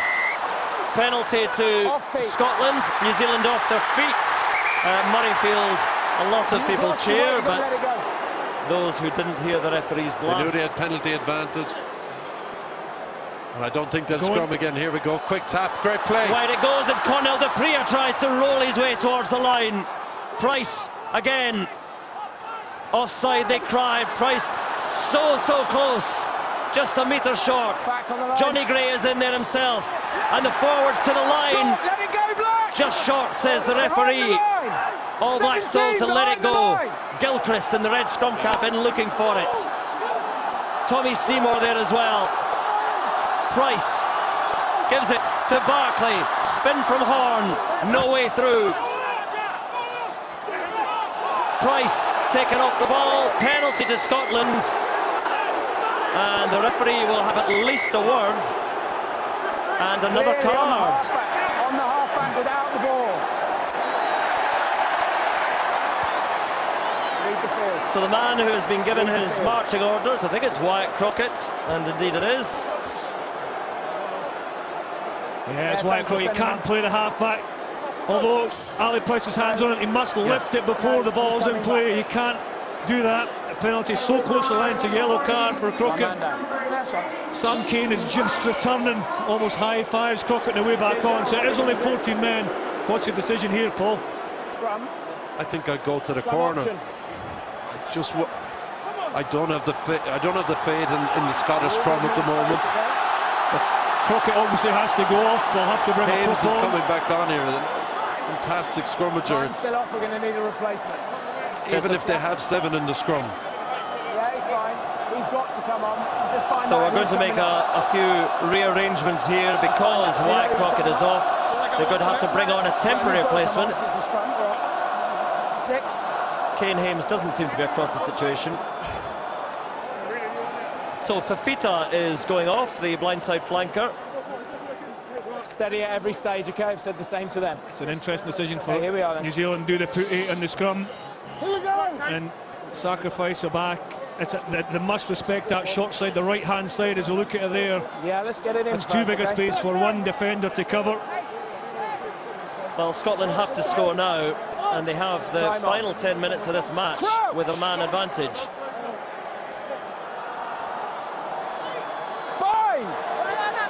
9 minutes, 12 points, and Scotland with 7 New Zealander. Price gives it wide, and through the middle goes Hugh Jones, and again the noise lifts. And Price, penalty advantage to Scotland again. But they need more than penalties, more than advantage. They need this try. Laid back for Johnny Gray, back it comes. No, he lost the ball. He lost control of the ball. No, hang on. Where, Ian? Where? Number 10 offside at the scrum. It's offside. I think the crowd are upset because they felt that the play should have gone on, but All Blacks stopped at the whistle. Matt Carley felt the ball had been knocked on, that's why there was no advantage. Scrum option. It's been a fantastic performance by Scotland, but their attack when they're 6-7 metres out has been quite poor. It's been a little bit slow. You know, you don't have to have the perfect setup every time. You just got to pick it up and play the ball. Don't let the opposition, particularly New Zealand, don't let them get set every time. This is a great attacking opportunity, isn't it? Interesting again, see how many the All Blacks put in the scrum. both sides to attack. It was Jones who took the ball last time. You've got Horgan behind there, Horn, Finn Russell. Let's see what they do. But it all comes to that set scrum. Solid platform. They can launch left or right. Perinara making sure that the backs behind him know where to go. Right underneath the post, but the All Blacks put in a mighty heave. The ball is there and the penalty goes to the All Blacks. And that is a marvellous effort by 7 All Blacks. The pressure came on and Scotland's chance seems to have gone. In some ways, Wyatt Crocker being sin-binned is a disadvantage. Hames is such a good scrummager. He's so powerful. He's been on the bench as well for the last 20 minutes. He's had a bit of a rest. He comes off the bench. He is a really destructive scrummager. Sometimes it looks like Bergen is in great shape there, but Hames just powers through him. he's so short as well, Hames, and that power's all coming through and up. And sometimes you have to take your hat off to the world's best team and say, under pressure, 5 metres from your line, when you have to, down to 7 men, you can produce an effort like that. You know, Kane Hames is a late developer. He had problems with a knee injury a couple of seasons ago, was in danger of slipping away in rugby, but he's back, and because of the problems the All Blacks have had in the front row, they've got Owen Franks out, and you're walking across the space. Charlie Faumuino went to France. He's got his chance, and he's a very, very effective scrummager. And Scotland now, he's walked straight into the middle of the lineup. 19. Masters of their own demise here. Free kick to the All Blacks. Let's play, please, guys. Scrum option. Of course, they go for a scrum. Yeah. Well, they'll look for another penalty here, the All Blacks, Okay, time to off. penalty their way up the pitch. You're going off. And they're slowing things down now, as they should, going towards the final 5 minutes, because pace is not their friend now, the All Blacks. They've got the man down. They don't need to play at a quick pace. Yeah, it's disappointing to be your scrum ball 5 metres from the opposition line, a man up, and to concede a penalty. It's very hard to win a game against the best team in the world when that happens. Stay there, both of you. Cody Taylor, try scorer, goes off. He's been replaced by Nathan Harris, and so Kane going off as well, and on in his place is Matt Todd, the Crusaders flanker. Crouch. Bind. Fresh legs for the All Blacks as they try and put the squeeze on the Scottish scrum again, but quick pick and go at the back by Liam Squire, and Liam Squire is free now, and he's got support as well. Can't quite get that ball away. Sets it back now though. Penalty to Scotland. 20 round the side, clear out. And straight on the pitch, Matt Todd gives away the penalty. In fairness, poor defence in the scrum by Scotland, but brilliant defence to cover all the passing options that Squire had as he made the break. As he looked around, Scottish players were tracking them back. Yeah, Squire that was limping just 2 or 3 minutes ago steps inside Price, and look at the pace and the power he has. He's looking to give that pass, but he can't. Good tackle by Hogg. Quickly taken, Horn flies onto it at the back, and then a little slip from Seymour, but he's in possession. The time running out for Scotland now, still that man advantage. Wyatt Crockett off the pitch. But the All Blacks have coped well with a man down, and they get the penalty. Clear out, good position from 8. Failed clear out, and the work by Kieran Reid applauded by the referee. Some tired bodies now from Scotland. Short pick and go. The ball carrier went to the ground really quickly. Scotland needed cleaners on him urgently. So again, the noise ebbs away at Murrayfield, and the clearing kick by Beauden Barrett, not his finest, but New Zealand moving into the Scottish half. Stay now, stay there. When you think about the cost this performance has come at for Scotland with the injuries, Hamish Watson, Luke Hamilton, Xander Fagerson off with concussion. And New Zealand, again, taking their time. Nathan Harris saying he can't hear the instructions, but it was during a quiet time in Murrayfield, so the free kick goes to Scotland. And Pyrgos, who's on at scrum half, feeds Gilchrist into Whitelock. Friends from Gilchrist's time in New Zealand as a student. Horn, dummy and go. And Pyrgos gives it to Johnny Gray, but Scotland still have to navigate the whole of the All Blacks half. Hugh Jones gives it on to Stuart Hogg. Little chip for Seymour. Gathers it, gives the pass, and Hugh Jones now for the try. What a try for Scotland! Well, is there still life in Scotland here at Murrayfield? Brilliant attack and a fantastic try. 3 minutes to go, they're back in the match. This kick now is really, really important. He has to take it quickly as well, I think, but watch this kick attack against Stuart Hogg. It frightens the defences because he's so quick. The sit off, it allows him to put that ball through. Seymour's on the end of it, and then, well, Hugh Jones, he just can't stop scoring. That's his 6th try for Scotland. A wonderful attacking kick. Popped back inside by Seymour, and Hugh Jones, well, he makes it. Fantastic score, and as you say, Finn Russell's kick is very, very important, but we're looking to take it quickly. Great support play by Hugh Jones to predict that the grubber kick was going to be regathered.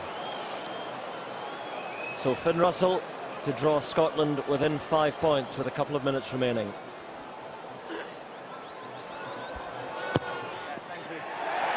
It is good from Finn Russell.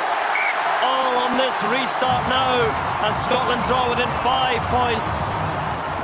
Again, I say it's so difficult to kick softly when you're running so quickly like Stuart Hogg. He sets up that for Seymour. Seymour's so sharp to get to the end of it, and the inside support play by Hugh Jones gets another try. So what a setup we have here at Murrayfield. 2 minutes to go. And again, Murrayfield gives voice to all their hopes. Dupree takes it. And New Zealand will try and shut this game down.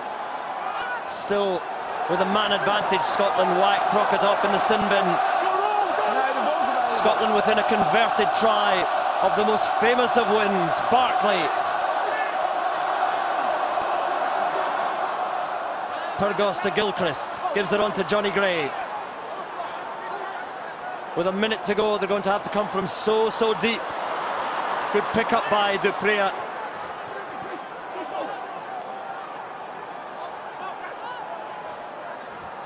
McInally ships it on to Russell and then Horn, and then Hugh Jones again out wide. It goes to Hogg, and Hogg steps on the accelerator, can't quite get away. Great tackle by Mackenzie. Still there for Scotland.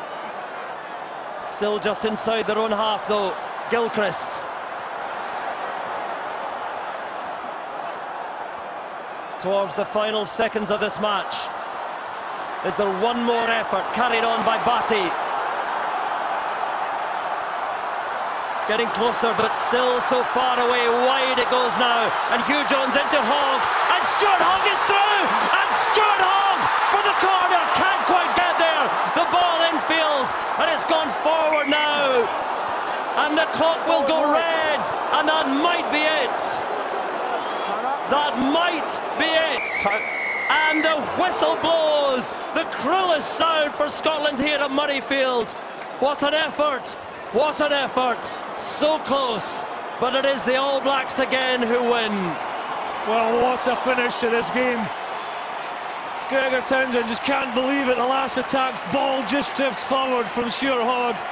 The courage and determination, the ability of Scotland to challenge and challenge and challenge just falls short. As the final score, New Zealand win 22 points to 17. Incredible effort from Scotland by that world-class team. New Zealand win again. Well, before your thoughts, Paul, we have to quickly do man of the match, Chris. Well, it's that man in shot. I thought he was going to have this the perfect ending to almost a perfect game. Man of the match, Stuart Hogg. Fafita played well for the All Blacks. I thought John Barkley was good as well, but Stuart Hogg almost wins it for Scotland with this break. He's been such an influence, such an attacking threat. And as you say, he gets in there, so it's Barrett, the try scorer, and then he's a defensive hero. The ball drifts forward. But the man in the match is Stuart Hogg, and Gregor Townsend so close for Scotland. Every time he touched the ball today, he looked like he was going to create something.